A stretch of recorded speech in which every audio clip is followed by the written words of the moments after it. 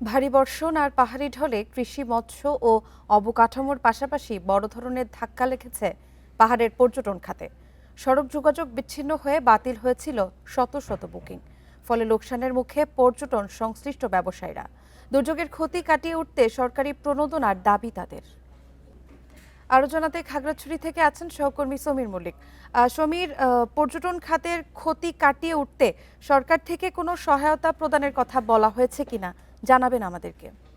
দেখুন, যে টানা প্রায় ৯ দিনের মতো বৃষ্টি ছিল গত সপ্তাহে, এবং এর পরবর্তী যে প্রভাব, বন্যা পরবর্তী প্রভাব, এখানে কিন্তু আমরা দেখেছি খাগড়াছড়ির কৃষি, সড়ক এবং এখানকার যে মৎস্য খাতের পাশাপাশি কিন্তু খাগড়াছড়ি যেহেতু পর্যটন নির্ভর একটি জেলা, এখানকার কিন্তু পর্যটন অর্থনীতিতে বেশ বড় একটা ধাক্কা লেগেছে। এবং আমরা দেখেছি খাগড়াছড়ি শহর এবং সাজেকে যে সমস্ত রিসোর্ট কটেজগুলো ছিল, সেখানে কিন্তু প্রায় ১ সপ্তাহ, ৯ থেকে ১০ দিন আসলে কোনো ধরনের পর্যটকের আসা যাওয়া ছিল না। বন্যা পরবর্তী অবস্থা মানুষের মধ্যে যেহেতু আসলে সড়ক যোগাযোগ স্বাভাবিক হয়েছে কিনা এটা নিয়ে একটা শঙ্কা থাকে, সে জায়গাতে কিন্তু বন্যা পরে যখন সাজেকে প্রায় ৯ দিন বন্ধ থাকার পরেও যখন খুলে দেওয়া হয়, তখন কিন্তু খুব একটা পর্যটক কিন্তু আমরা সেই সময় দেখিনি। এখন হয়তো কিছুটা বাড়ছে, যেহেতু এখন সড়ক যোগাযোগ স্বাভাবিক হয়েছে এবং আবহাওয়া পরিস্থিতি অনেকটাই বলা যায় যে অনুকূল রয়েছে।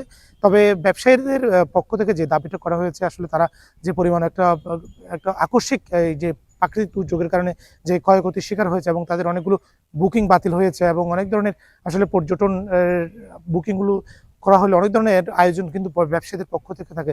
যেহেতু বুকিংগুলো বাতিল হয়েছে, সেক্ষেত্রে তারা একটা বড় ধরনের ক্ষতির সম্মুখীন হয়েছে। তাও তারা সরকারের পক্ষ থেকে যে প্রণোদনাটার দাবি করেছে, এখানে আমরা দেখেছি সরকারের যত উচ্চ পর্যায়ের বিশেষ করে প্রতিমন্ত্রীরা এসেছেন, তারা সবাই কিন্তু কৃষি, মৎস্য বা অন্যান্য খাতে যে অবকাঠামোগত যে ক্ষতিপূরণের বিষয়টি নিয়ে কথা বলেছে। কিন্তু পর্যটন খাতের আসলে যে ক্ষতিটা হয়েছে, এটা আসলে একরকমভাবে খুব একটা আলোচনা আসে না। কিন্তু ব্যবসায়ীরা দাবি করেছে তারা আসলে যে পরিমাণ ক্ষয়ক্ষতির শিকার হয়েছে, তাদেরকে যদি এরকম দুর্যোগ কিন্তু প্রায় সময় হয়ে থাকে, বিশেষ করে বর্ষা মৌসুমে এই সাজেক বা খাগড়াছড়ি কেন্দ্রিক আমরা দেখেছি গত ২-৩ বছরে কিন্তু বেশ কয়েক দফার বন্যা হয়েছে।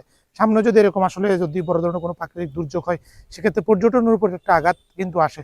সেই জায়গা থেকে ব্যবসায়ীরা কিন্তু প্রায় সময় এই যে প্রণোদনার দাবি কিন্তু করেছেন। তবে এখন যারা জেলা প্রশাসন বা অন্যান্য যে সংশ্লিষ্ট দপ্তরগুলো রয়েছে পর্যটনের সাথে, তারা বলছে এখন আবহাওয়া পরিস্থিতি যে অবস্থা রয়েছে, এবং পর্যটন কেন্দ্রগুলো কিন্তু অনেক বেশি সচল হয়েছে। আবার আরেকটা বিষয় হচ্ছে, এই সময় কিন্তু পাহাড় কিন্তু অনেক বেশি সজীব থাকে। বিশেষ করে বর্ষায় আপনি জানেন পাহাড়ের সৌন্দর্য অনেক বেশি দেখা যায়। বিশেষ করে এখানে সবুজ পাহাড় এবং সাদা মেঘ সবকিছু মিলিয়ে কিন্তু বর্ষায় পাহাড় একেবারে অনন্য হয়ে ওঠে।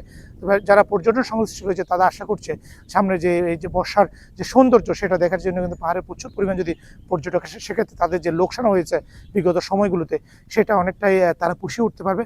এবং পর্যটন ব্যবসায়ীরা আরও একটা বিষয় জানিয়েছেন, তারা কিন্তু পর্যটকদের বরণে সব ধরনের প্রস্তুতি তারা নিয়েছে। বিশেষ করে হোটেল মোটেলের পাশাপাশি এখানকার যে পর্যটন কেন্দ্রগুলো রয়েছে, বিশেষ করে খাগড়াছড়ি পার্বত্য জেলা পরিষদের পার্ক, আলুটিলা সহ অন্যান্য যে পর্যটন কেন্দ্রগুলো রয়েছে, এবং এই সময় কিন্তু প্রচুর ঝর্ণাগুলোতে প্রচুর পরিমাণে পানি পাওয়া যায়। সেক্ষেত্রে কিন্তু পর্যটকদের যদি আগমন বাড়ে, তাদের যে ক্ষতি সেটা অনেকটাই তারা পুষিয়ে উঠতে পারবে। খাগড়াছড়ি থেকে জানাচ্ছিলেন আমাদের সহকর্মী।